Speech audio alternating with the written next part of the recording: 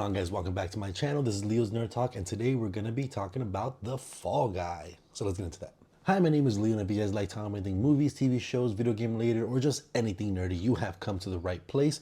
Make sure to hit that like and subscribe button. Without further ado, let's get into the review. The Fall Guy follows Ryan Gosling and Emily Blunt as our two main leads as they're trying to direct the movie while Ryan Gosling is sent on a rescue mission when the lead actor of Emily Blunt's movie, played by Aaron Taylor Johnson, I believe, the guy that plays Kick-Ass, goes missing, and it becomes this huge romantic comedy action adventure story that I highly enjoyed.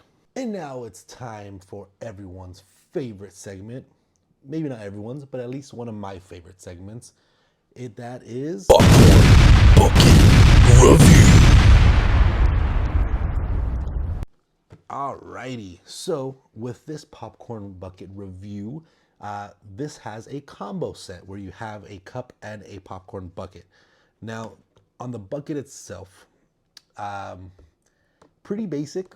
You know, you have just basically the poster of the movie itself in this kind of square-ish plastic bucket, but it's still fun. It's still fun enough. I still wanted to get it, of course. I'm growing my collection so I can show you guys my entire collection at the end of the year. But this is definitely one of the weaker popcorn buckets that we have gotten so far this year. The only thing that kind of makes this better is that it had a combo with the cup itself, so you can enjoy your drink and popcorn at home while you watch The Fall Guy when the physical media comes out. But overall, this popcorn bucket is fine. It does its job. I still like it.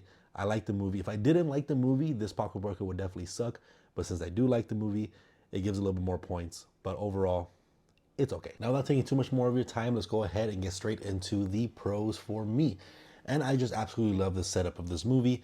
I really enjoyed how Ryan Gosling's character gets thrown out of the peak of his career, essentially. He's been being a stuntman for a very long time, and he's one of the greatest stuntmen that our main character of this fake movie has ever worked with. He was kind of the go-to stunt guy, and he gets into this really bad accident, and it kind of throws him out of his career, and he gets brought back because of some certain events with, you know, Aaron's character going missing. He gets brought back to become a stuntman, as well as gets sent on this adventure to try to find what's going on, what the clues are, where has he gone? Is it something sinister, something malicious, or did he just run away? And I just love that setup and the way the story kind of goes about it. This is kind of like a murder mystery in a way, because we assume either the main character, played by Aaron, is either dead or just kidnapped or missing. So it's kind of like a little bit of a murder mystery. It's also definitely an action adventure comedy. There is some romance in there, which we'll get into a little bit later. But there is that romance element with, of course, Emily Blunt. And I think Emily Blunt's character is super fun in this movie as well, playing a director of this fake movie. And I just love the whole kind of stuntception where you have a stunt guy and playing a stunt, you know, like he's playing a movie within a movie, and he had a director that's directing a director within a movie. Like, it's just all this inception that I absolutely love, and I think it's such a funny and cool, unique way to tell this story. And, you know, apart from this movie being just a fun action comedy, adventure, romance, murder mystery story, it has so many different genres. This is also kind of a tribute to stuntmen. You know, we have Ryan Gosling and the director, I believe, of the movie, which was a stuntman back in the 80s, I believe he says. And this kind of is like a love letter to stuntmen, as well as a love letter in a way to just kind of filmmaking in general, where you're trying to bring the stuntmen to kind of the foreground, because they tend to, as we all know, get left behind. I'm sure, you know, they're always credited, but no one really, you know, applauds the stuntman because they're there just to take the blow, you know. So this movie, I think, is very nice to kind of see an homage to the stuntman. Very similarly, I think, with a lot of movies that are coming out right now, like with Civil War, how Civil War was kind of like a tribute to journalism. This is like a tribute to stuntmen, and I feel like we're gonna see a lot of that kind of filmmaking here, because I think it's kind of a popular thing to do, to try to bring people that have been in the background more to the foreground. But like I said, I do enjoy that this is kind of like a tribute and a love letter to the stuntman community. I keep saying stuntman, but of course stuntman and stunt women community. So I really enjoyed that aspect of it. I also really enjoyed the comedy. I think Ryan Gosling was hilarious in this movie. Emily Blunt as well, just her little kind of quick wits and the way she delivers dialogue and all that stuff. They definitely had a good chemistry.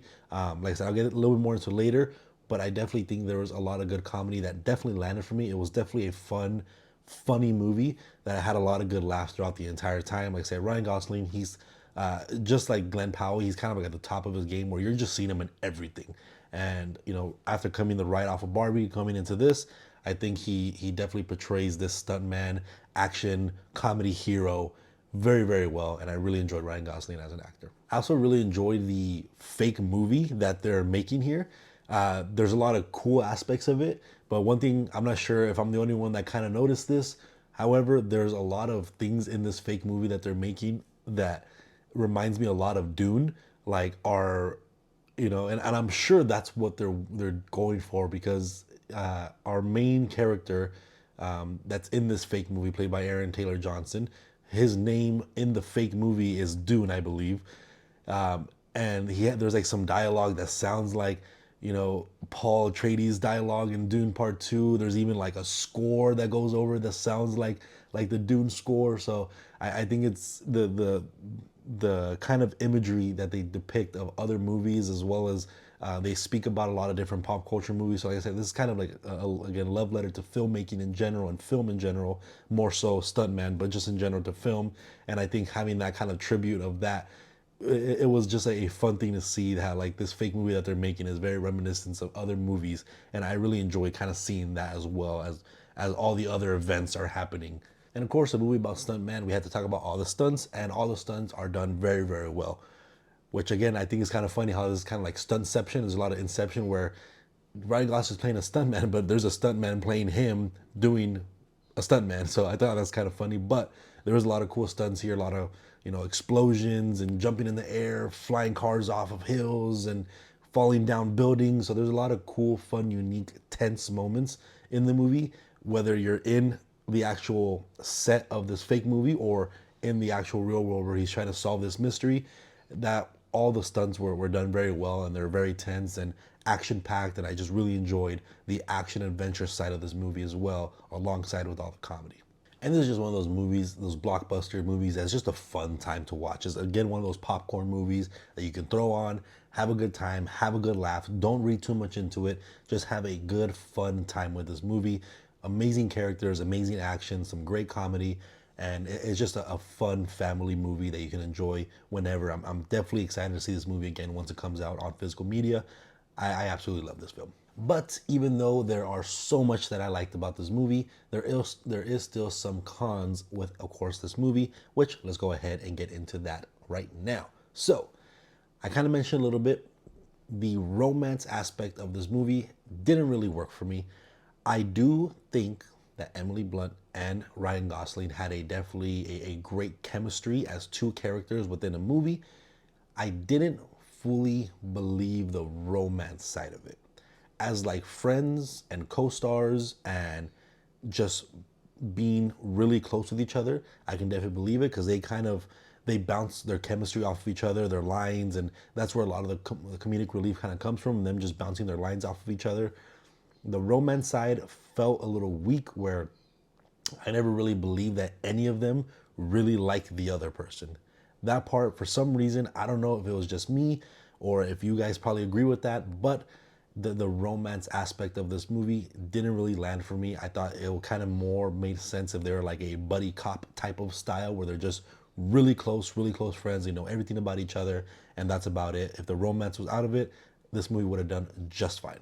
And while I like the music that they used here, they used the same exact song every single time, and it worked for me. I still enjoyed it. I just wish we got a little bit more of a score, a little bit more of a soundtrack, instead of the same exact song every single time something big and bombastic happens. I wanted a little bit more different kind of music that would have fit with the scenarios that were going on. But the music that we got, the one song that we got pretty much the entire time, it still worked. And our main villain and main reveal and twist of what was actually going on as Ryan Gosling is trying to solve this mystery, you could kind of see it from a mile away. I didn't also thoroughly enjoyed our main villain here. You know, I think her intentions are definitely malicious, and because kind of what happened, she's trying to protect and everything like that. But without getting too much spoilers, I don't think that they were as compelling. They kind of felt a little bit more annoying at times. And like I said, the overall reveal of what their intentions were and what the actual big mystery was, you can kind of tell pretty much 30 minutes into the movie what exactly was going on. And by the time I reviewed it, it wasn't that big of a surprise. And that's one thing that's difficult with movies like this, where they're trying to throw a mystery at you and they're trying to give you enough breadcrumbs. But when you see movies so many times and you see movies 50, 60, 70 times, new movies in a year, and you know all the tropes, know all the mysteries, know all the ways to hide characters and throw away your suspicions and all this stuff, you eventually are able to catch the strings and easily figure out certain things within a plot. And that's fine. You know, the movie is still written very well. It's very cohesive. It definitely has a solid through line where it doesn't feel like a jumble mess. It's a very easy twist to kind of see coming. But overall, I thoroughly enjoyed this movie. Let me know what you guys thought about The Fall Guy. Have you guys seen it yet? If you have, let me know in the comment section down below. What are your thoughts about this movie? Were you excited about it? And again, if you guys like talking about movies, TV shows, or video game related, make sure to hit that like and subscribe button. And I'll see you guys on the next review. Thank you.